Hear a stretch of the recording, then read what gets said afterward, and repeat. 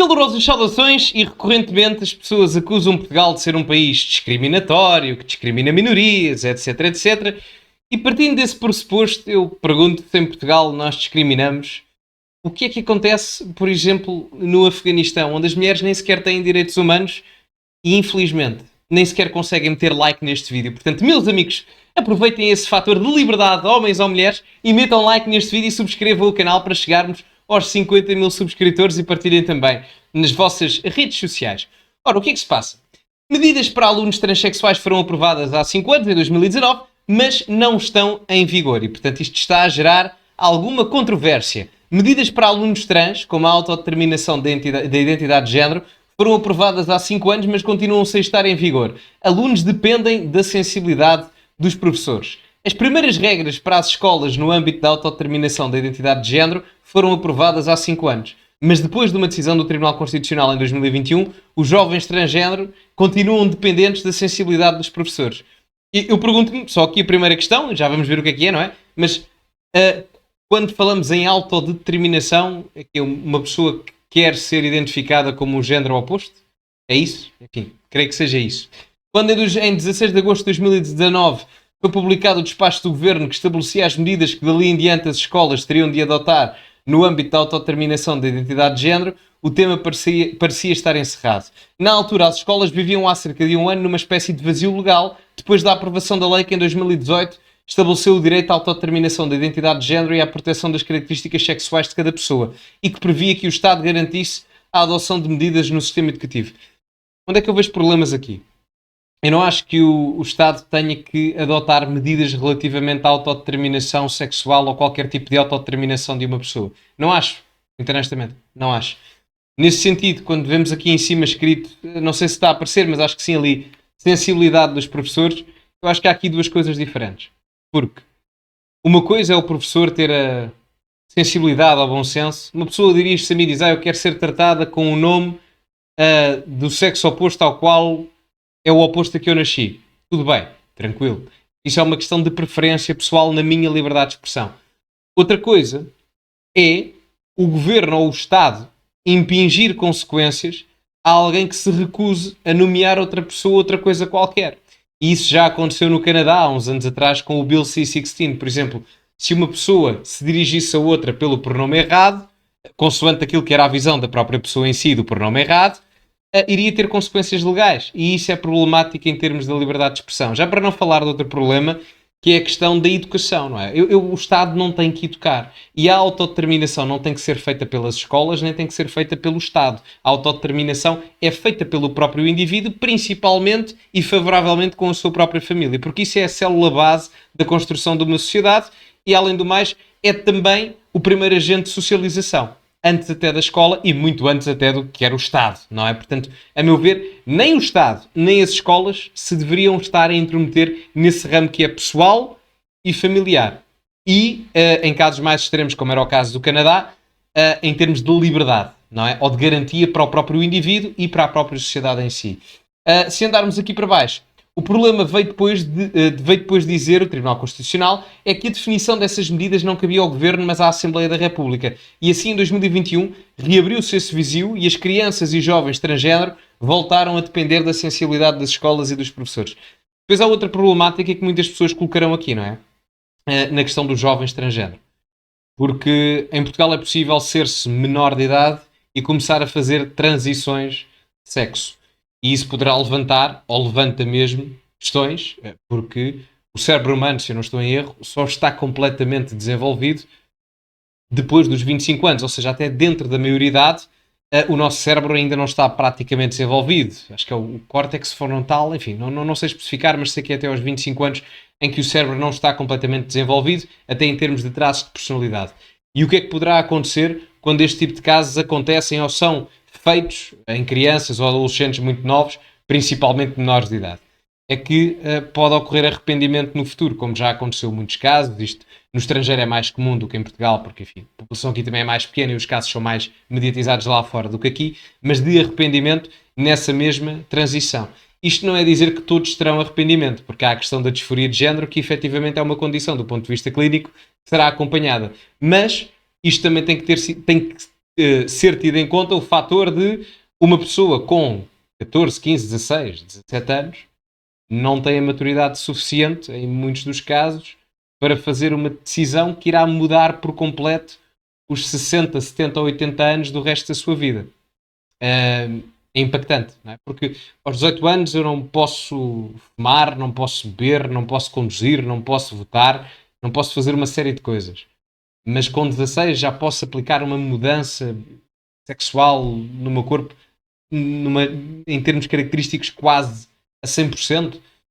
É complicado, não é? Portanto, é uma questão que se levanta que eu acho que deveria ser debatida, não é? Pelo menos de uma forma mais eficaz e que neste caso, enfim, acho que se torna problemático. Na ocasião, representantes dos diretores asseguram que pouco iria mudar com o chumbo do TC, porque as medidas previstas já faziam parte da realidade de muitas escolas. Portanto, o que eles dizem aqui é que como é que eles dizem? A sensibilidade dos professores, não é? Entre aspas, já existia em muitas escolas, portanto não era necessário legislar, creio. De facto tem sido assim em algumas e há casos de escolas que até já introduziram balneários e casas de banho sem identificação de género, a pensar nos alunos transgênero, mas há também histórias de alunos impedidos de usar a casa de banho ou de professores que recusam a mudança de nome. Pois, exato. E aqui a situação já muda de figura, a meu ver. Porque é complicado, reparem, porque isto são casos muito específicos, minoritários. E a questão quando se legisla é em prol da maioria, ainda para mais num regime democrático. E aqui a questão que se colocará, nomeadamente nas casas de banho, é: será esta questão minoritária fundamentada o suficiente para fazer com que a maioria mude o seu comportamento relativamente àquilo que está em vigor? Essa é a primeira questão. A segunda questão é: as pessoas, na maioria, que terão que fazer esta mudança, sentem-se confortáveis com isso, não é? Ou seja, casas de banho sem género específico, balneários sem género específico, não sei, eu provavelmente quando andava na escola não me sentiria, mesmo hoje em dia, não é? Portanto, acho que há um certo tipo de restrição com o sexo oposto, não é? Portanto, e mesmo até com o próprio sexo, não é? Em casas de banho públicas, uma pessoa nunca tem o mesmo conforto que tem com a casa de banho privada que tem em casa, não é? Portanto, logo aqui vemos como é que as coisas são complicadas e ver isto de ânimo leve só porque sim, é porque fica bonito, não é? Ou porque é politicamente correto, não me parece. Acho que o debate tem que ser mais profundo do que isto e não condenar os professores ou os alunos que se recusam a isto. Muito pelo contrário. Agora nas mãos da Assembleia da República, as tentativas de regulamentar a autodeterminação da identidade de género nas escolas têm sofrido avanços e recuos.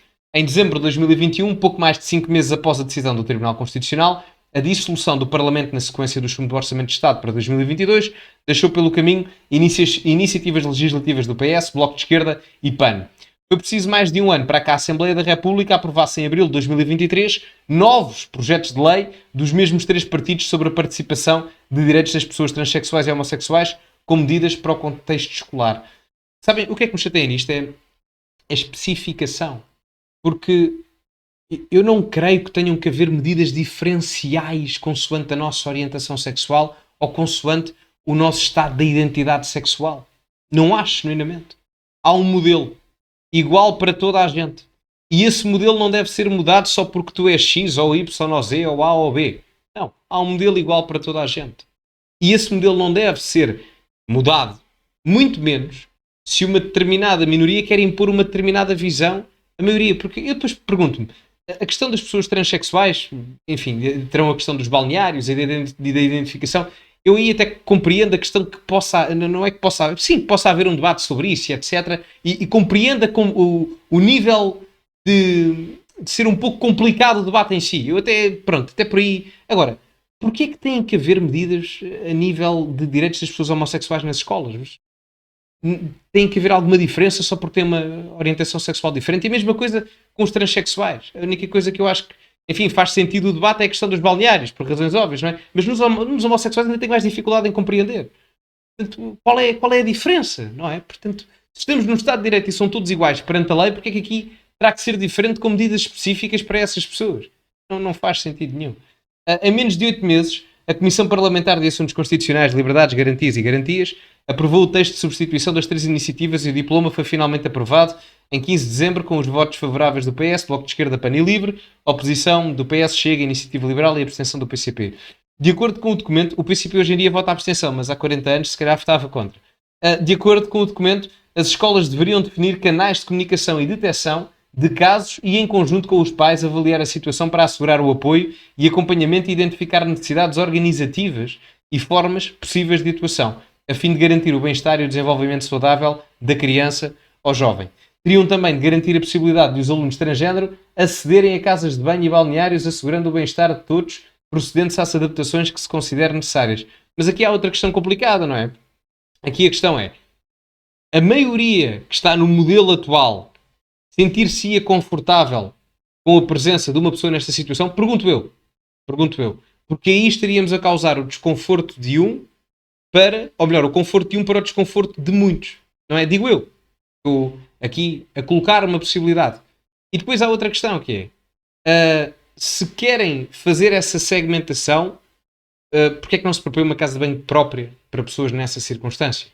Digo eu. Não sei. Não estou aqui a caracterizar pejorativamente ou negativamente ou positivamente ninguém. As coisas são o que são. As pessoas têm diferentes condições do seu ponto de vista de saúde e de escolhas pessoais.